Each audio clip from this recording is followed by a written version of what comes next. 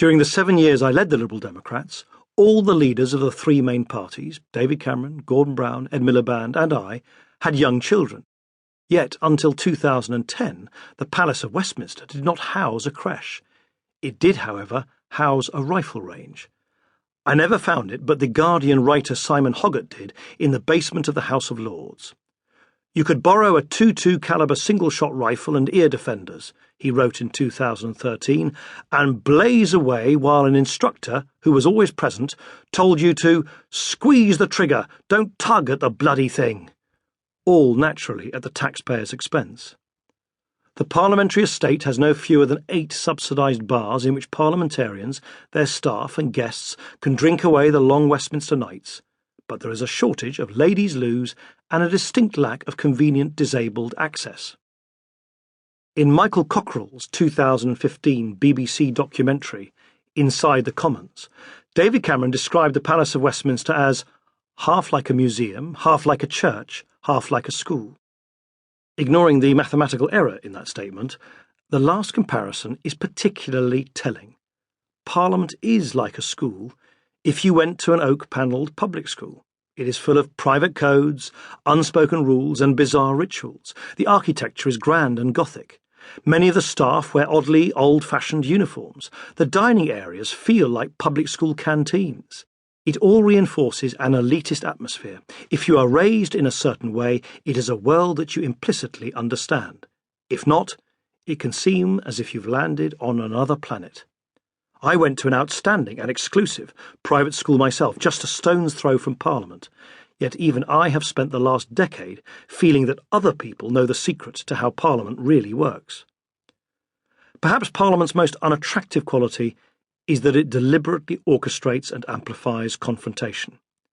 Winston Churchill, accidentally or otherwise, had a significant hand in ensuring this was so.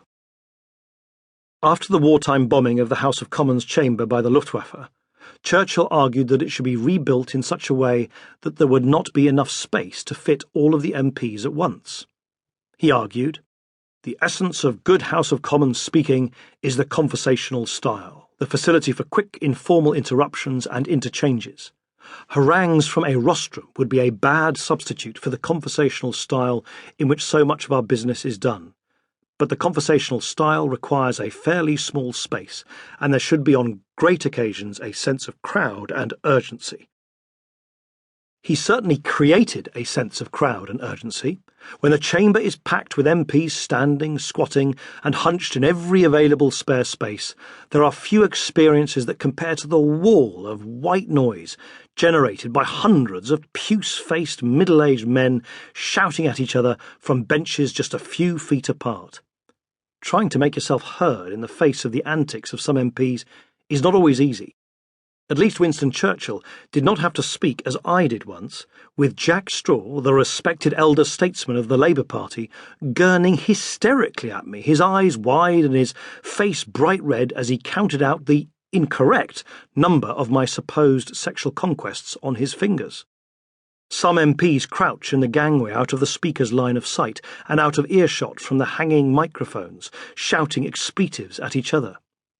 The Labour MP, Sarah Champion, described an insidious sexist culture in which some MPs can often be found gesticulating about female assets.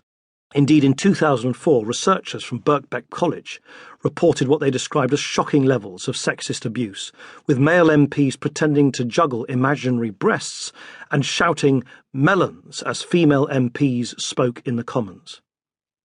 Parliament is famously unrepresentative of the population at large. We may have a female Prime Minister, but women make up little more than a quarter of all MPs, with none in the much depleted Lib Dem parliamentary party. Just 41 of 650 are from ethnic minorities. Almost 1/3 of current MPs went to a private school, of whom 1 in 10 went to Eton. More than a quarter of MPs went to university in Oxford or Cambridge. Westminster is not a normal place, and most politicians I know are not especially normal.